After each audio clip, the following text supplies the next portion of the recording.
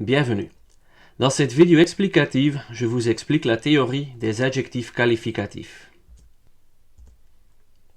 Un adjectif est un mot qu'on utilise pour donner plus d'informations sur un substantif ou nom. On doit toujours accorder l'adjectif en genre, masculin ou féminin, et en nombre, singulier et pluriel, au substantif auquel il appartient. Voici quelques exemples. À gauche, il y a un grand homme, mais à droite, c'est une grande femme. L'adjectif grand change alors de forme. La même chose vaut pour un petit homme et une petite femme. La règle générale pour rendre un adjectif féminin est d'ajouter un E. Avec un certain nombre de mots, on entend la différence, mais ce n'est pas toujours le cas. Grand devient grande et petit devient petite. Vert devient verte, et là on entend toujours la différence. Entre joli au masculin et joli avec un E au féminin, on n'entend pas de différence en termes de prononciation. Quand un adjectif se termine sous la forme masculine par un E, nous ne devons rien changer à ce mot pour le rendre féminin. Rouge, jeune, jaune et juste sont donc écrits de la même manière qu'ils soient masculins ou féminins. Quand un adjectif au masculin se termine par un X, ce X change en SE au féminin. Heureux devient alors heureuse, nerveux devient nerveuse au féminin, et le féminin de curieux et dangereux sont curieuses et dangereuses. Quand un adjectif au masculin se termine par un F, ce F se transforme en VE au féminin. Sportif devient sportive, naïf devient naïve, et le féminin de créatif est créative. Quand un adjectif au masculin se termine par O, E-A-U, ce O se transforme en L au féminin. Beau devient alors belle, nouveau devient nouvelle, et jumeau devient jumelle au féminin. Quand un adjectif au masculin se termine par ER, ce ER change en R. E accent grave, RE. Cher et fier deviennent alors cher et fier. Ici, on n'entend pas de différence en termes de prononciation, mais premier devient première et léger devient légère. Ici, la prononciation est différente. Il y a quelques exceptions qu'on doit apprendre par cœur.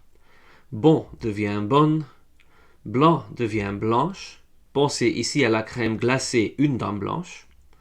Gentil devient gentille, gros devient grosse, long devient longue, fais attention à la lettre U qu'on ajoute, et vieux devient vieille. La règle générale pour trouver le pluriel d'un adjectif est d'ajouter un S. C'est le cas avec beaucoup de mots. Donc, si on veut mettre ces mots au pluriel, on ajoute un S. On n'entend pas que ce S est là, mais on l'écrit quand même. Grand, petite, belle et spécial avec un S à la fin sont donc notés au pluriel. Quand un adjectif au singulier se termine par O, écrit E-A-U, nous ajoutons un X pour le mettre au pluriel.